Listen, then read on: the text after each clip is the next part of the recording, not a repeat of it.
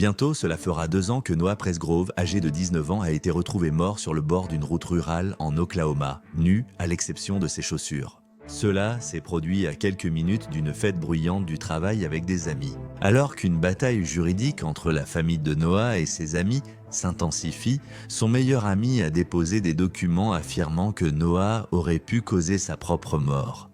Bienvenue dans Sidebar, présenté par Law & Crime, je suis Jesse Weber. Le week-end de la fête du travail marque 2 ans depuis qu'une fête animée en Oklahoma s'est soudainement arrêtée après la disparition d'un participant retrouvé par un camionneur sur une route rurale près de la maison où se tenait l'anniversaire. Nous évoquons Noah Presgrove, 19 ans également, appelé Noah Nichols dans les documents juridiques. Il a été retrouvé mort le long d'une autoroute. Cela s'est passé à Terrell dans l'Oklahoma. Il aurait été retrouvé nu en position fétale, ne portant qu'une paire de chaussures dépareillées. Certains de ses bijoux et même ses dents étaient éparpillés à proximité. Ses blessures étaient choquantes, c'est le moins qu'on puisse dire. Son cou était brisé, son crâne était fendu, beaucoup de ses dents étaient cassées. Noah, star du sport à Comanche, Oklahoma, avait obtenu son diplôme de fin d'études secondaires quelques mois plus tôt.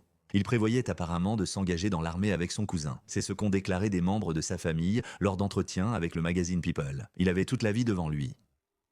Et maintenant, il y a ça. Une autopsie a documenté les blessures horribles de Noah, mais n'a pas fourni beaucoup d'informations sur ce qui aurait pu causer les dommages à son corps. Bien que sa famille pense qu'il a été battu à mort et abandonné sur la route, la police routière de l'Oklahoma n'enquête pas cela comme un meurtre.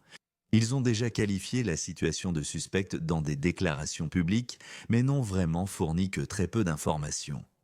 Aucun individu n'a été arrêté ou inculpé pour la mort de Noah. Et, frustré par ce manque d'informations de la part des autorités, la succession de Noah a intenté un procès pour mort injustifiée contre plusieurs personnes prétendument impliquées dans cette fête, réclamant au moins 75 000 $.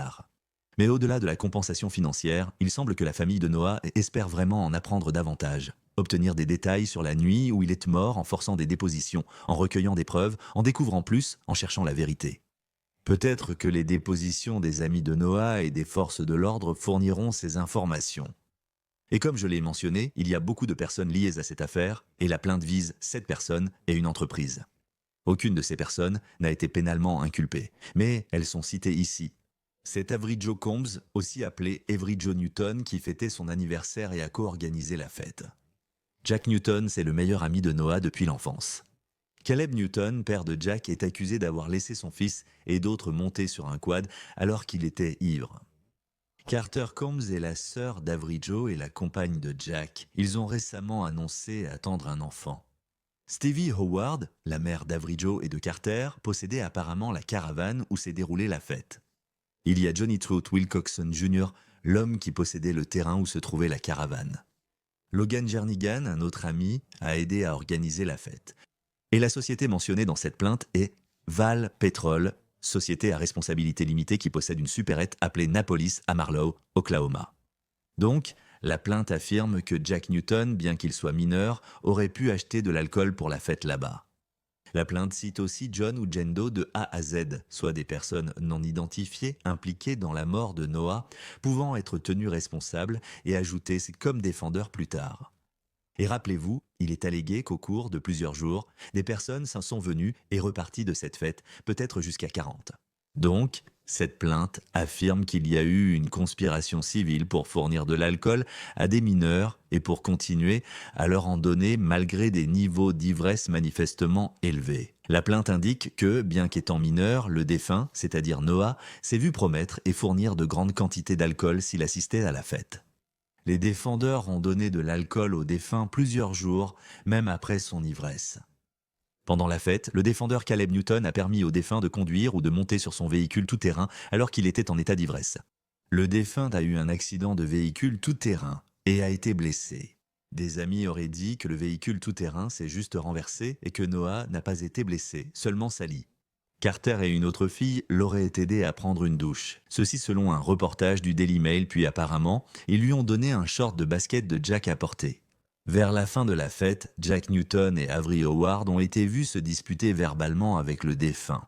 Selon le Daily Mail, Noah voulait apparemment aller dormir dans le lit d'Avery, mais elle a dit qu'il devait dormir par terre. Ils affirment que Noah était parti précipitamment, en colère, sans doute pour se calmer dehors. Et apparemment, c'était la dernière fois qu'on l'a vu. Citation vers 3h41 du matin. Le 4 septembre 2023, au moins, certains des participants à la fête ont commencé à remarquer que le sédentaire n'était plus physiquement présent à la fête. 3h41 du matin est une heure précise. Cela concerne une photo Snapchat publiée par une autre femme à la fête, Jasmine Milan, et dessus, elle a une sorte de sourire apparemment gêné, et la légende dit « Eh bien, Noah a disparu ». Plus tard, Milan a expliqué sur Facebook que la photo était une blague et qu'elle ignorait la gravité de ce qui était arrivé à Noah. 2 heures après la publication de cette photo, le corps brisé de Noah a été retrouvé le long de l'autoroute, à environ 1 mile de la fête. La plainte indique que la victime a été tuée à coups par un ou plusieurs accusés. Maintenant, pour être clair, la plainte ne précise pas exactement qui, selon eux, aurait participé à ce passage à tabac présumé. Mais la plainte persiste. Les accusés ont manqué à leur devoir en fournissant de l'alcool à la victime, en continuant malgré son ivresse, en la transportant en véhicule tout-terrain alors qu'ils étaient eux-mêmes ivres, et en vendant de l'alcool à un mineur qui l'a acheté pour la victime. Soit intentionnellement, soit accidentellement, les accusés ont tué la victime. La plainte a été déposée en juin. En juillet, un juge a approuvé une assignation qui oblige la police routière de l'Oklahoma à remettre des documents liés à la mort de Noah. Le Comanche Times indique que le dossier d'enquête regroupe de nombreuses informations, dont preuves, photos, audios, vidéos, déclarations de témoins et analyses médico-légales. Et puis donc il y a plus tôt ce mois-ci, quelques-uns des défendeurs ont répondu à la plainte avec ce qu'on appelle une réponse. Val Petrol, Caleb et Jack Newton ont effectué des dépôts. Nous en parlerons car la plupart des dépôts Newton contiennent des réponses aux allégations de la plainte initiale. C'est ce que vous voyez dans une réponse. Il s'agit de confirmer des informations, de les affirmer, de les nier ou de dire que vous avez besoin de plus d'informations. Donc, vous voyez un peu cela tout au long. Le document précise que, pour le paragraphe 1 de la requête du plaignant, les défendeurs reconnaissent que Noah Nichols résidait dans le comté de Stevens en septembre 2023. Les défendeurs contestent toutes les autres allégations, ligne par ligne, sur près de 11 pages. Mais à la fin du dépôt, les défendeurs Caleb et Jack Newton présentent 8 moyens de défense affirmatifs qu'ils disent pouvoir utiliser pour démontrer qu'ils ne sont pas responsables. Ils ne sont pas responsables de la mort de Noah. Donc, pour parler des derniers développements juridiques et de la façon dont les membres de la famille et les amis gèrent l'anniversaire à venir de la mort de Noah, je souhaite accueillir 2 invités spéciaux. Je suis avec l'avocat Perry Falak et Nick White, journaliste principal pour dailymail.com. Merci à tous les deux d'être venus. Nick, je commence avec vous. Avant même de plonger dans les dossiers juridiques, je voudrais simplement parler de l'affaire et de l'enquête dans leur ensemble, car c'est un de ces mystères qui vous captive vraiment. Ça ne vous lâche pas, c'est vraiment troublant, pour dire le moins. Avez-vous parlé avec des membres de la famille, des amis ou des personnes impliquées dans l'affaire? Je veux dire, ouais, je suis cette affaire depuis, je crois, avril de l'année dernière. C'est à ce moment-là que tout a vraiment commencé. C'est nous qui avons attiré l'attention nationale sur cette histoire, qui était auparavant locale. Voilà l'étendue de mon implication depuis Dan. J'ai parlé à des dizaines de personnes depuis. Et j'ai parlé à certains membres de la famille, à des amis liés à l'affaire, à des personnes qui étaient réellement présentes à ce moment-là et impliquées, ainsi qu'à certains témoins. Donc, il y a beaucoup de personnes à qui j'ai parlé principalement l'année dernière parce que cette histoire, en quelque sorte, il ne se passait plus rien depuis probablement la fin de l'année dernière jusqu'à ce que le procès soit intenté en juin. Donc, beaucoup de personnes nous soutiennent, en quelque sorte, depuis presque 2 ans, comme tu le dis. Mais au fil du temps, les gens étaient de moins en moins intéressés à en parler, car ils voulaient passer à autre chose et ils se sont rendus compte que peut-être, surtout dès que le procès a commencé à être évoqué plus tôt cette année, avant même qu'il ne soit officiellement déposé, il valait peut-être mieux ne pas trop s'exprimer en public. Et qu'est-ce qui t'a marqué à ce sujet? Il y a tellement d'acteurs différents dans cette affaire, mais qu'est-ce qui t'a frappé? Quel thème principal ressortait de tes échanges avec les personnes impliquées dans cette affaire? Ça dépend vraiment de la personne à qui tu parles. Je veux dire, où tout le monde a une opinion sur la façon dont il est mort et personne ne sait vraiment à part ceux qui étaient peut-être présents quand c'est arrivé. Et il y a beaucoup de possibilités différentes qui ont été étudiées. Au début, on pensait qu'il avait été percuté par un camion, mais cette idée a vite été écartée. Mais il y a certaines personnes qui sont plus proches de l'affaire, certains de ses amis, qui considèrent toujours cela comme une possibilité. Je pense que c'est parce que cela absout toute personne de la faute, à part Presgrove lui-même. Et là, il y a beaucoup de théories. Il y a énormément de gens, surtout des personnes qui sont des locaux de la ville ou de la famille, lors du procès, leur théorie est qu'il a été battu à mort, intentionnellement ou non, mais ils laissent ouverte la question de l'intention de tuer. Mais d'autres personnes diront qu'il est tombé du côté d'un camion.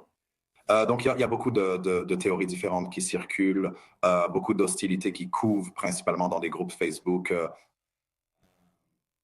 durant cette période. Une fois l'affaire médiatisée nationalement, de nombreuses personnes, je pense, ont commencé à en parler.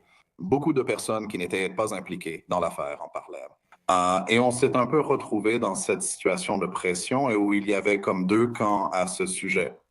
Parce que c'est presque comme si la famille, beaucoup d'habitants de la ville et simplement des gens curieux de l'affaire étaient de tous alignés pour dire que les amis présents à la fête en savent trop. Ils ont sûrement vu quelque chose, peut-être qu'ils cachent ou qu'ils l'ont fait. Et ils ont la version la plus sinistre possible. Une idée de la façon dont cela aurait pu arriver. Alors que d'après mes conversations avec, disons, Jack Newton, à qui j'ai parlé l'année dernière, et certaines autres personnes, comme les parents, ils disent tous, écoutez, nous ne savons pas. Nous n'étions pas là. Jack affirme qu'il dormait à partir d'1h30 environ. Et Noah n'a disparu qu'1 heure et demie, 2 heures après cela. Il ne l'a trouvé sur la route qu'en partant à 6 heures du matin. Donc, c'est ce qu'il affirme. Il ne sait pas ce qui s'est passé, mais il ne voit personne qui aurait une raison de le tuer ou même de le tabasser au point qu'il en meure. Donc, il y a une certaine hostilité de la part des gens qui disent, écoute, si tu sais ce qui s'est passé, pourquoi tu ne nous le dis pas? Et eux répondent, eh bien, je ne sais pas ce qui s'est passé, donc je ne peux pas vous le dire. Et c'est ce conflit qui dure probablement depuis 18 mois maintenant. Perry, avant que nous répondions à cette question, que penses-tu du procès en général? C'est un procès unique selon moi et je regarde souvent tes autres émissions ainsi que la couverture de Law and Crime sur ce sujet. Et je pense que c'est vrai que, tu sais, puisque aucune accusation criminelle n'a été déposée et qu'il n'y a pas d'enquête criminelle en cours, la famille a estimé que c'était leur meilleure option pour obtenir des informations.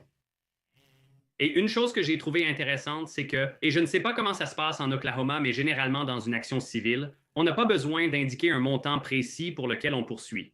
Mais les 75 000 m'ont paru extrêmement bas compte tenu des circonstances et des dommages potentiels dans ce type de procès. Cela a du sens car cette famille a perdu son fils dans des circonstances suspectes et cherche simplement des informations. Donc, dans cette optique, lancer un filet large pour suivre de nombreuses personnes, ce qui vous permettrait potentiellement de faire plusieurs dépositions des défendeurs, cela a du sens de ce point de vue. Et ce n'est pas quelque chose que l'on voit tous les jours. Oui, parfois, un procès apporte les informations recherchées. Donc, je voudrais parler de quelques-unes des défenses affirmatives les plus intéressantes qui ont été présentées dans ce dossier, ou peut-être des moyens de défense. La requête du plaignant ne contient aucune demande susceptible d'être réparée. Donc, en gros, même si vous considérez tout comme vrai, il n'y a pas de cause d'action ici. Il n'y a aucun argument raisonnable pour obtenir quelque forme de dommage d'intérêt que ce soit.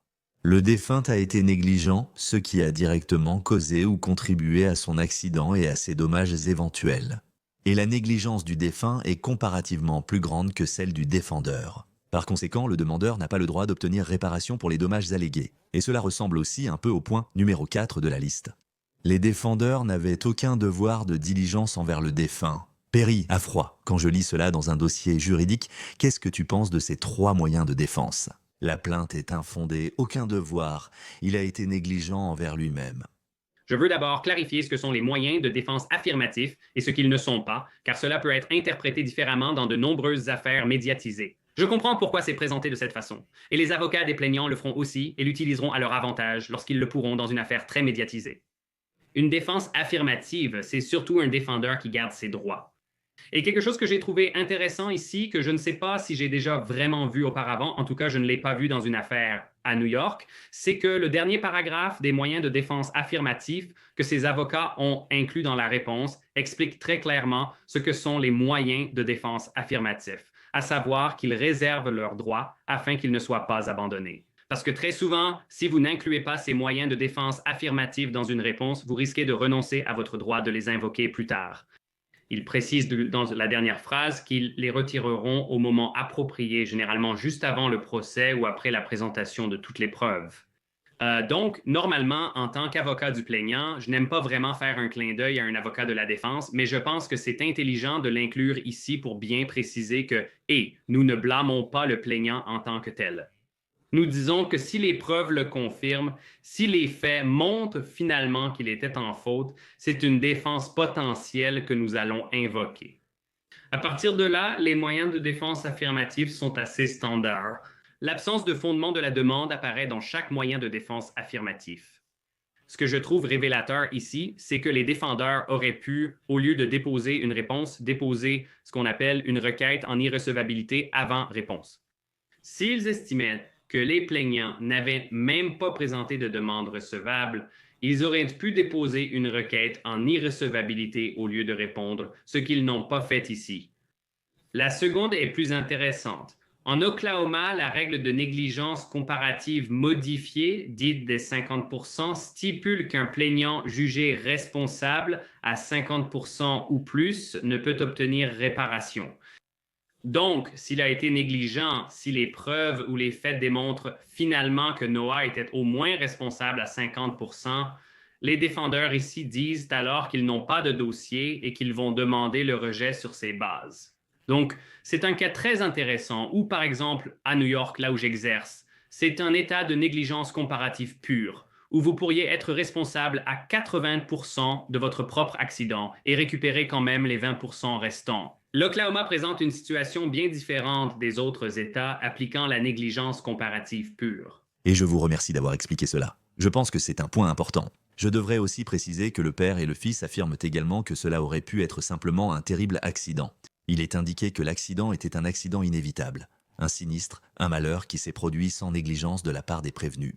Au point 5, les prévenus ont toujours agi prudemment pour éviter tout préjudice et pouvaient supposer que le défunt respecterait la loi. Maintenant, Perry, avant que je ne m'adresse à toi, Nick, d'après ces moyens de défense, est-ce que tout cela correspond à ce que tu as découvert dans ton enquête sur ce qui a pu se passer ou non? Comme je l'ai mentionné, de nombreuses possibilités existent sur ce qui s'est réellement passé. Seules les personnes présentes, Jack et Caleb, savent. Caleb affirme qu'il n'était pas là. Il a dit « Je ne sais pas pourquoi je suis impliqué, je n'étais jamais là ». Il dit que le quad était surtout à Jack, même s'il en était peut-être le propriétaire légal. Je ne suis pas sûr. Ils l'ont vendu l'an dernier. Et donc, en gros, ils disent que, tu vois, beaucoup de choses auraient pu lui arriver. On ne sait pas. Mais dans tous les cas, ce n'est pas notre faute. On verra ce qui arrive avec les preuves là-bas. Parce que là-bas, et beaucoup d'autres ont en gros tenu tout au long de la période. Ils ignoraient ce qui lui était arrivé. Il est parti errer et on ne l'a plus revu. Tout pouvait arriver. Mais ce n'était pas de notre faute. Donc ça va être, en gros, ils disent qu'ils n'ont rien à cacher. Mais, vous savez, ce n'est pas de notre faute. D'accord. Perry, une chose qui m'a marqué dans cette dernière partie, c'est que beaucoup de personnes et à cette fête avaient moins de 21 ans. Ils buvaient beaucoup. Quand tu parles d'être simplement prudent, non. En faisant preuve de prudence ordinaire, les défendeurs évitèrent de se blesser ou de blesser autrui, supposant que chacun respectait la loi. Est-ce que ça te semble tiré par les cheveux? Est-ce que je vois les choses correctement? Eh bien, ça dépend. Tout d'abord, j'ai regardé la loi de l'Oklahoma et ils ont une loi sur l'aude sociale qui s'appliquerait à la consommation ou au service d'alcool à des mineurs, mais il ne me semble pas qu'il y ait une responsabilité civile équivalente à cette loi qui prévoit surtout des sanctions pénales. C'est révélateur, car il me semble que la succession du plaignant n'a pas invoqué de motif d'action selon la loi sur l'aude sociale dans cette plainte. Ils allèguent une conspiration civile et je pense qu'ils essaient peut-être de l'intégrer là-dedans. Cela pourrait relever d'une théorie de la négligence pure, mais ne concernerait que les personnes ayant une obligation supplémentaire.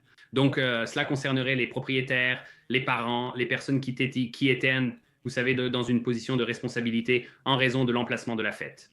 Donc, c'est pour cela que, vous savez, dans le procès, ils ont cité les Combs, ils ont cité la mère qui avait sa caravane sur la propriété, parce que ces personnes elles sont dans une position où elles ont effectivement un devoir de diligence envers les personnes qu'elles invitent sur leur propriété et elles ont un devoir de prudence ordinaire. Nous parlons maintenant de Caleb et de son père.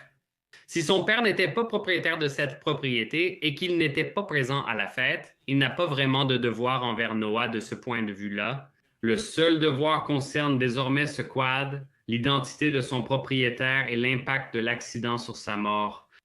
Donc, il y a peut-être un élément à exploiter là. Et à ce stade, avant toute découverte, en gros, ce qu'ils allèguent dans la plainte devrait suffire. Bien que je ne serais pas surpris si certains des autres défendeurs, lorsqu'ils répondront finalement à la plainte, déposent au moins une ou plusieurs requêtes préalables en irrecevabilité dont j'ai parlé plus tôt, au lieu de simplement répondre, même si ces requêtes ne visent pas à rejeter toute l'affaire, mais peut-être simplement à réduire certaines des accusations ou à éliminer certaines allégations qui ne sont pas suffisamment étayées à ce stade. Donc, je pense qu'il y a quelque chose là en fonction du défendeur et de la responsabilité qu'il avait envers Noah. Et surtout, si vous êtes un adulte et que vous assistez à une fête de ce genre où vous savez qu'il y a des gens qui boivent, mais aussi des mineurs, vous avez un devoir envers ces personnes.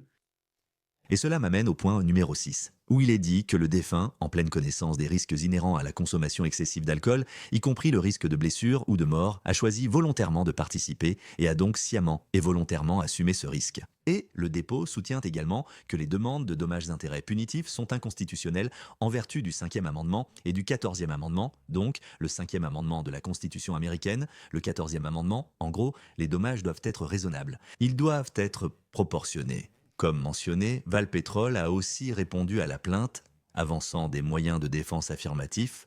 Le plaignant n'a pas prouvé que Valpetrol avait un devoir envers Noah, violer les lois de l'Oklahoma sur la vente d'alcool ou était directement lié à la mort de Noah. Perry, quelle est ta réaction à cela et à l'ensemble de ces dépôts? À quoi devrions-nous réfléchir? Eh bien, en parlant de la réponse de Pétrole, je pense effectivement qu'il y a du mérite à cela compte tenu du peu d'éléments présents dans la plainte. Normalement, chaque fois qu'il est fait référence à une loi sur les débits de boissons ou à une loi sur l'ordre social qui s'applique aux établissements commerciaux vendant de l'alcool, c'est généralement destiné à protéger un tiers. Ici, c'est unique car il n'y a aucune allégation que Noé ait acheté l'alcool dans cet établissement, n'est-ce pas? Il y a d'autres personnes qui sont allées là-bas et qui ont acheté l'alcool. Ces personnes-là, ensuite, il s'agit de savoir à quel point elles étaient ivres et ensuite d'avoir causé des blessures à une troisième personne. Dans ce cas, par exemple, un accident de conduite en état d'ivresse, si un bar sert trop d'alcool à quelqu'un qui cause ensuite un accident blessant une tierce personne, cette dernière peut, dans les États dotés de lois sur les débits de boissons ou les autres sociaux, poursuivre l'établissement ou le vendeur d'alcool. Ce n'est pas vraiment ce que nous avons ici. Noah consommait de l'alcool volontairement, d'après tout ce qu'on sait. Rien n'indique qu'il ait été forcé de boire. Donc, si son intoxication a causé sa blessure, je ne vois aucune réclamation ni aucune raison de tenir le fournisseur de l'alcool responsable dans ces circonstances. Donc, je comprends pourquoi il l'accentue. Je comprends que les parents lancent un filet large, comme je l'ai dit au début, parce qu'ils essaient d'obtenir des informations ici. Donc, tout cela a du sens pour moi. Mais au final, je ne vois pas vraiment le lien avec la station Valpetrol ou la station-service qui a vendu l'alcool. C'est un bon point, je comprends, Nick. Pour conclure ici, revenons-y. Quelle a été la position des forces de l'ordre? Ils n'enquêtent pas là-dessus comme sur un meurtre, non? Corrige-moi si je me trompe. Et que devraient en faire les gens s'ils pensent avoir des informations qui pourraient t'aider d'une manière ou d'une autre dans une enquête? Quelle est la position des forces de l'ordre actuellement? Que conseillez-vous à ceux ayant plus d'informations? Les forces de l'ordre sont restées très discrètes durant l'enquête, de façon inhabituelle, je dirais, si je compare à d'autres enquêtes, sur des décès, et ils n'ont pratiquement rien révélé jusqu'à ce que les médias, collectivement, les obligent à publier le rapport d'autopsie des mois et des mois après ce qui est habituellement fait ou toujours pas remis à la famille. Ils affirment ne pas enquêter l'affaire comme un meurtre, ce qui peut laisser entendre que l'homicide involontaire n'est pas exclu. Cela dépend de leur intention en disant cela. Ils pourraient aussi penser à un accident. Impossible de le savoir, ils ne nous le diront pas, ni à personne. Ils ont aussi changé d'enquêteur depuis. Il est donc difficile de savoir ce qu'ils pensent et combien ils ont travaillé sur cette affaire. Ils ont dit que, vous savez, nous travaillons toujours sur cette affaire, c'est toujours une enquête ouverte chaque fois que vous leur demandez, mais ils ne vous diront rien de nouveau ni aucune évolution à ce sujet. Il était donc difficile de savoir ce qu'ils pensent, sauf qu'ils ne croient pas à un meurtre. La famille n'est pas d'accord avec cela, et beaucoup de personnes qui suivent l'affaire non plus. Mais c'est simplement là où la police en est arrivée avec ces faits. Oui, donc je ne sais pas. C'est difficile de savoir ce qui se passe réellement dans leur tête. Et si les gens ont plus d'informations, on leur dit où aller ou quoi faire. Oui, À chaque fois que cela s'est produit, lorsque la famille a supplié d'obtenir des informations pendant très longtemps, ils peuvent appeler la police autoroutière de l'Oklahoma et leur dire ce qu'ils savent, ce qui, franchement, aurait vraiment dû se produire il y a presque 2 ans. Mais s'ils ont quelque chose sur la conscience, alors je veux dire, c'est vraiment le moment d'agir avant que ce procès ne devienne incontrôlable. merci Perry Falak, Nick White d'être venu, je vous suis reconnaissant. Et c'est tout ce que nous avons pour vous pour le moment ici sur Sidebar, tout le monde. Merci beaucoup de nous avoir rejoints. Et comme toujours, veuillez vous abonner sur YouTube, Apple Podcasts, Spotify ou partout où vous écoutez vos podcasts. Je suis Jesse Weber. Je vous parlerai la prochaine fois.